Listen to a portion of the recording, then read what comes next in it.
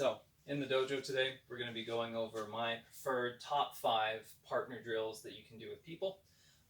This is not the top 5 best drills that you can do across all martial arts styles. It's my 5 favorite, essentially.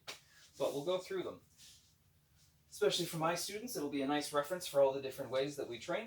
So, to get us started, we're going to go with number 5, what I consider the least important one, but still of my favorites, which is going to be iron body. So we'll start off with arms.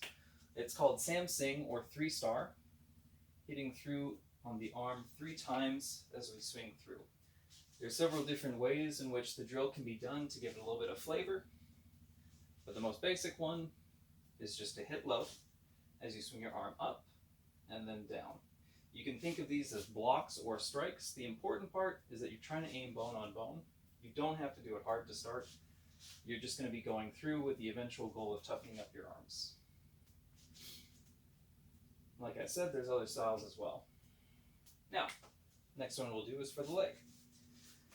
A couple of different ways to go through for this one. The 2 that I prefer, you can help each other balance if you like, but we're just going to be kicking our shins against each other. So just like a low kick, aiming through, going from the high to the low. You don't have to hit hard, you just keep bashing them together. I literally can't feel this at all, and I can hear Becca having a real bad time. Yeah. So we'll switch. But you don't have to hit hard. You just need to bring the leg up to hit. If you're with a partner that's having a hard time with it, you don't have to smash them to make them tougher. You just go through, you let them lead the pace. Don't worry, you'll get plenty out of it. You can always do this without a partner as well, which is nice with iron body. The other way I like to do legs, we'll hit the inside of the shin, the outside of the shin, and then the back. I like this one because it's a little bit of practice and balance, and we're learning how to strike. It's an inside shin, outside, back. Of course, all of these toughening drills don't actually make you good at fighting, but they're a lot of fun just to practice and get your body used to being hit. So, that's why it's number 5.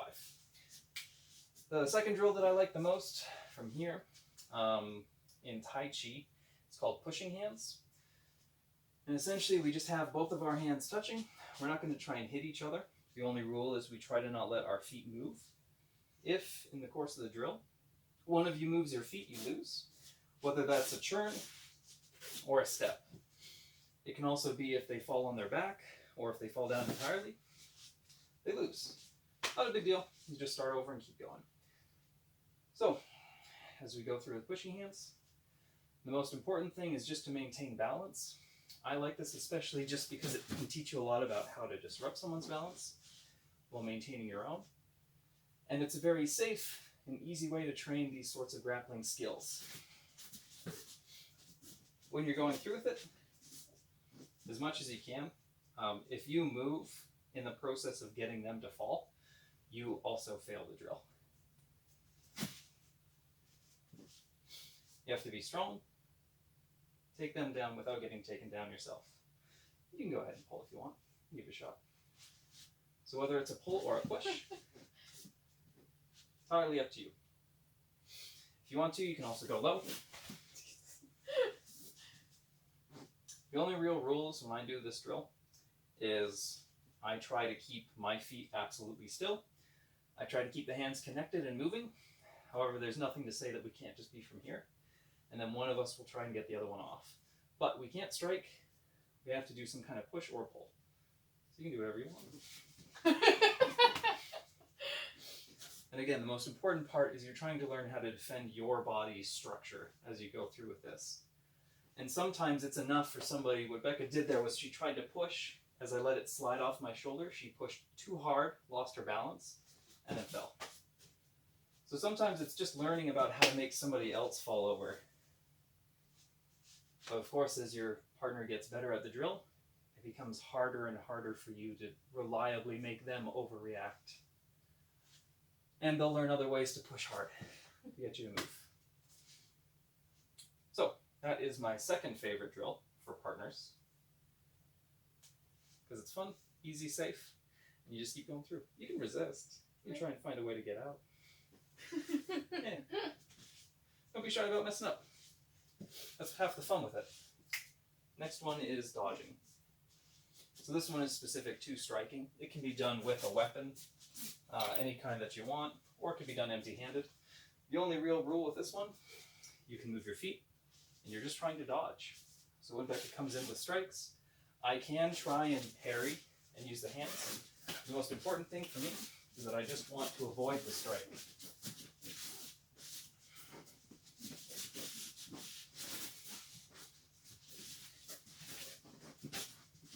If we were to do it unhanded, go ahead, punches and kicks. I don't want my kick.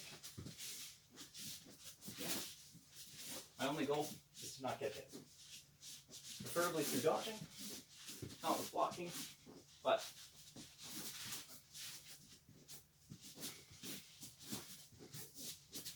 as I go through, that's my only goal.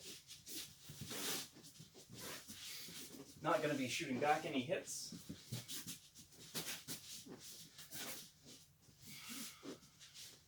Preferably not going to parry every single one, but just going to keep moving, trying to avoid. And we're trying to stay in camera frame here, but as you're doing the drill, move your feet freely. If you want to, you just keep backing up and they'll chase you. So sometimes when I'm doing the drill, I prefer to do it where I'll even have my hands behind my back to ensure that I'm just trying to dodge, move my head and my body away from the strikes as they come in, whichever way they do.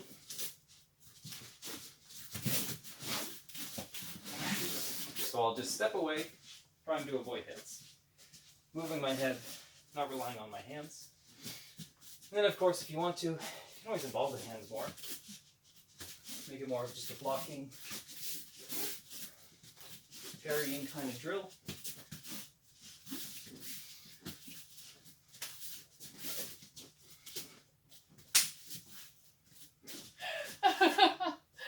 But the important part is being that you're still trying to dodge and the hands are secondary. I'm not trying to just trap and stop with only hands, because very easily from here, she can come in for another strike. I can get overwhelmed. She can come in for a leg kick. Dodging first. Yeah. Dodging first, hands second. So still trying to be moving combatively for the dodge drill. The fourth partner drill I want to show, that is my second most favorite. It's kind of the least combative, but it is a lot of fun, and it's good practice, and it gets you in a mindset of being careful with a weapon, which is why I like it. So all that happens is your partner's going to come in trying to cut or stab you in some way, and they won't just leave it here like this. If you manage to block it and you're too slow, then they'll pull back and get ready to cut you again. Maybe with a new strike, maybe with the same one, and if you're too slow, once again, they'll pull back and too slow and too slow. So the important part becomes to learn the control, depending on, of course, how new you are to the drill. Start slow, be forgiving with your partner, but kind of more at speed. It should look a bit more like that, where you're trying to get in these good, strong controls to go from here. From this position, I want to get a knife disarm. I'll disarm, and then I come in for an attack. And we would just go back and forth like that. So, as Becca comes in to cut, I'll try and deflect, or dodge, or block, until I feel like I have a strike that I like, that I feel like I could really go in for a knife disarm with. And then I would return the strike, Becca would catch it, and then do her own knife disarm. Then she'd have it, and we'd go back and forth and back and forth. When you first start with the drill, it's easier if you have a set pattern of attacks to go for. The easiest is to come across the top on the other side, from the bottom, cutting across the other way, and then just stabs. And of course, there's more ways to do those things, but it's not super important, because they're all just kind of different angles of the exact same strikes. So what is important is to start off with perhaps a pattern. I'll do the two highs, and then the two lows. So Becca knows exactly what's coming in as the strikes go. And then, when she feels comfortable, she'll go for a disarm. It's okay. Okay. You don't have to say that. So she'll go in for a disarm. She'll stop my weapon. She'll grab it. And then she'll do a fancy disarm to get at the knife for herself. So now, as she comes in on me, she'll do the same thing, where it'll be a pattern. She'll come through cutting across the top, the bottom, and the bottom. And my goal is just to try and get control of the weapon so I can come in with my own disarms. And then I go for my attack. Easy peasy. As you go through from there, next level up is you're doing the drill. And it comes in from random attacks, but still the same set pattern. Last level after that is it'll come in for any style of strike. You may just have to deal with whatever you do. Come in with any kind of random attack. Cool. And you just have to deal with whatever they do. Stabbing. You're good. Until you feel like you have control. Go in for your weapon disarm. Then return. And you do the exact same thing.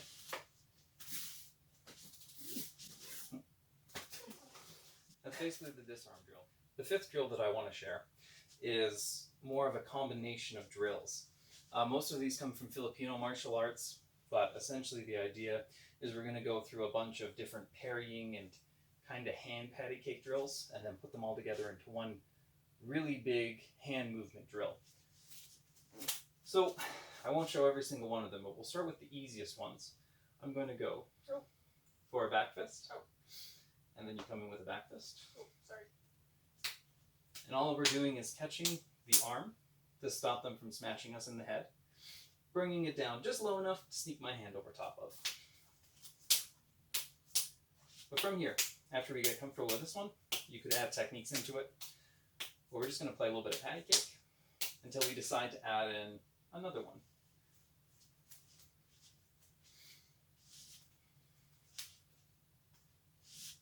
Now we're going to pick who a leader for the drill is. It'll be me for now.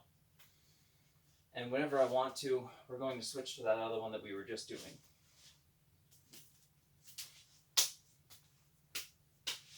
And then we'll switch it again. Now the drill is a little bit less about just repeating the same thing and more about trying to sneak in these attacks and change the rhythm and mess your partner up. So you can hear from the back fist now. We'll switch instead to a parry. We'll do a triple parry if we want. Oh, wait. That's okay. Whether you come in with a single or a triple, doesn't matter. And for right now, we won't go super hard. We'll be very technical about it. But, because I'm still the leader, I'll try and switch the drill up on us. I'll see if I can get Becca to lose her spot.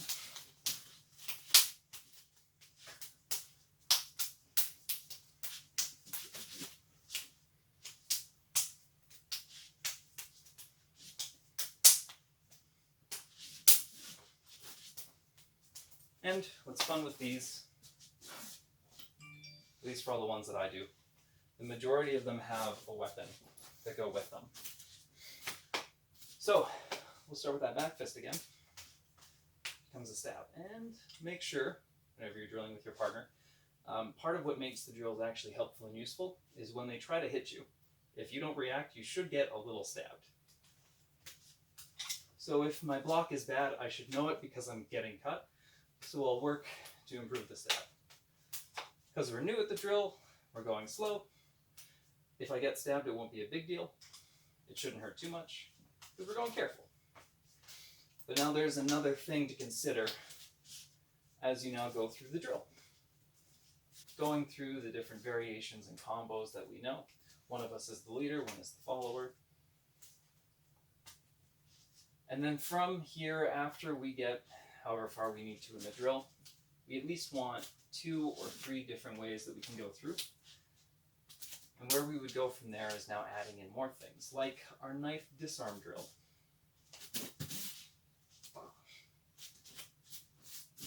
Or going through like with our takedown pushing hands drill.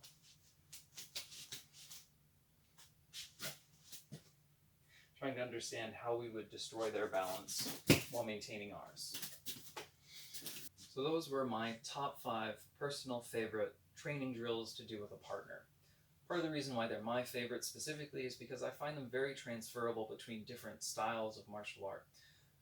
These are really sort of building block training drill skills that you can use in a sort of almost playground setting where you're messing around and playing with these to try and see what you can add to them or ways to challenge yourself. With your own individual style, you can add your own flavor with it, which makes them a lot of fun to do and easy to transfer between styles or specific goals that you want to have your students learn with. So those are my top 5. Please like the video, comment with what you would say are some of your favorite partner drills to do, and subscribe to the channel to learn more about how I do martial arts and how I like to train them myself.